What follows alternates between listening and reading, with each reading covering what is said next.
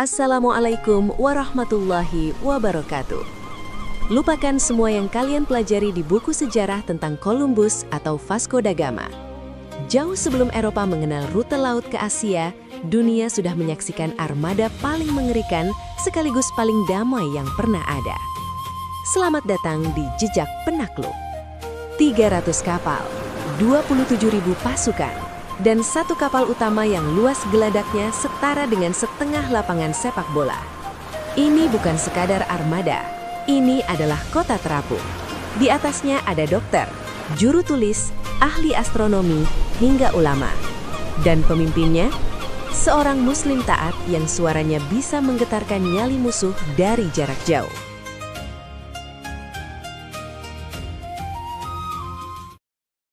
Tragedi Mahe dan kebangkitan Cheng Ho. Lahir dengan nama Mahe pada 1371 di Yunan, ia adalah keturunan ke-6 Sayyid Ajal Syams al-Din Omar, seorang bangsawan Muslim asal Asia Tengah. Ayahnya, Mahazi, adalah seorang haji yang menanamkan kecintaan pada Allah sejak dini. Namun, takdir berputar gelap. Saat berusia 10 tahun, tentara dinasti Ming menyerbu Yunan. Mahe kecil ditangkap, dikebiri menjadi kasim, dan dikirim ke istana Pangeran Zudi. Di tengah penderitaan sebagai budak, Mahe justru menunjukkan kecerdasan di atas rata-rata. Ia ahli dalam strategi perang dan diplomasi. Saat Zudi menjadi Kaisar Yongle, Mahe diberi nama baru, Cheng Ho. Bukan lagi budak, ia diangkat menjadi panglima tertinggi armada kekaisaran. Tugasnya, menaklukkan samudra demi kejayaan Tiongkok dan misi perdamaian.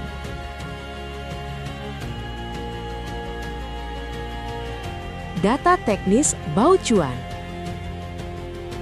Mari kita bicara angka yang bikin ilmuwan barat geleng-geleng kepala. Kapal pusaka atau Baochuan memiliki 9 tiang layar dengan panjang 138 meter. Teknologi bulkhead atau sekat kedap air di dalam kapal ini baru digunakan Eropa ratusan tahun kemudian. Bagaimana mereka bertahan di laut selama bertahun-tahun? Mereka punya kebun terapung.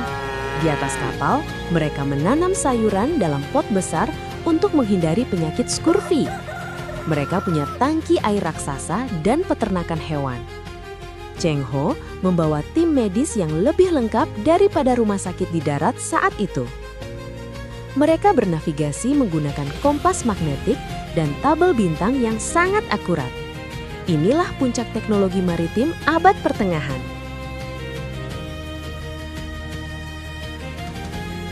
Disiplin militer dan kru raksasa.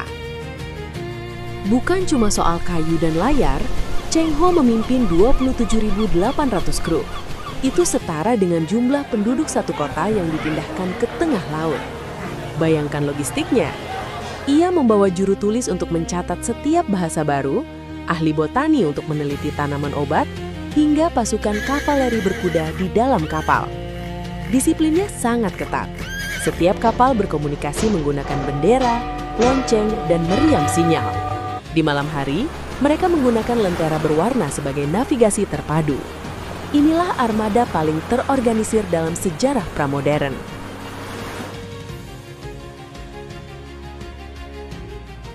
Ekspedisi dan diplomasi tingkat tinggi. 7 kali ekspedisi besar dilakukan antara 1405 hingga 1433. Cheng Ho tidak datang dengan meriam untuk menjajah. Ia datang membawa sutra, emas, dan porselen sebagai hadiah diplomasi. Di Malaka, ia membantu mendirikan kesultanan yang kuat untuk menahan serangan dari Siam. Di Sri Lanka, ia menghentikan perang saudara. Bahkan armadanya mencapai Jeddah. Beberapa riwayat menyebutkan anggota delegasinya melakukan ibadah haji atas perintahnya. Ia membawa pulang binatang eksotis seperti jerapah dari Afrika ke Istana Kaisar, yang saat itu dianggap sebagai hewan suci Qilin. Dunia benar-benar tunduk pada wibawa Sang Laksamana. Pertempuran Palembang.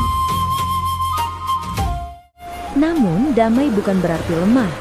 Saat armadanya diganggu oleh bajak laut legendaris di Palembang bernama Cheng Zuyi, Cheng Ho menunjukkan taringnya sebagai penakluk. Chen Zuyi yang menguasai Selat Malaka dengan ribuan anak buah tak berkutik di depan strategi Cheng Ho.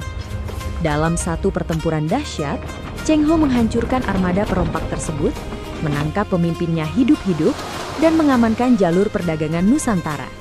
Ini membuktikan bahwa jejak penakluk Sang Laksamana adalah perpaduan antara kebijaksanaan dan kekuatan militer yang tak tertandingi.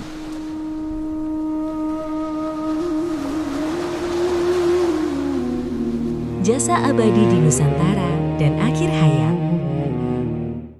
Bagi kita di Nusantara, Cheng Ho adalah pahlawan iman. Ia menempatkan ulama-ulama dari Tiongkok dan Asia Tengah di Tanah Jawa dan Sumatera.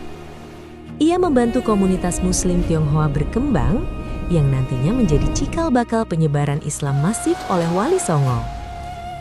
Pada tahun 1433, dalam perjalanan pulang dari Afrika, Sang Laksamana wafat di laut. Jasadnya dimakamkan di laut sesuai tradisi pelaut. Namun, sebuah makam megah tanpa jasad dibangun di Nanjing untuk menghormatinya. Dunia mungkin melupakan namanya selama berabad-abad karena politik isolasi Tiongkok setelahnya. Namun, setiap masjid yang menyematkan namanya di Indonesia adalah bukti bahwa dakwah tak harus selalu dengan pedang, tapi bisa dengan kemajuan teknologi dan akhlak yang mulia. Cheng Ho telah mengajarkan kita bahwa penaklukan sejati bukan tentang menguasai tanah, tapi memenangkan hati. Ia adalah kesatria Allah yang membentangkan layar dari timur untuk mengubah dunia selamanya. Terima kasih telah mengikuti Jejak Penakluk. Siapa kesatria besar berikutnya yang harus kita bahas? Tulis di kolom komentar, klik like, dan jangan lupa subscribe untuk terus menelusuri sejarah para penakluk dunia. Wassalamualaikum warahmatullahi wabarakatuh.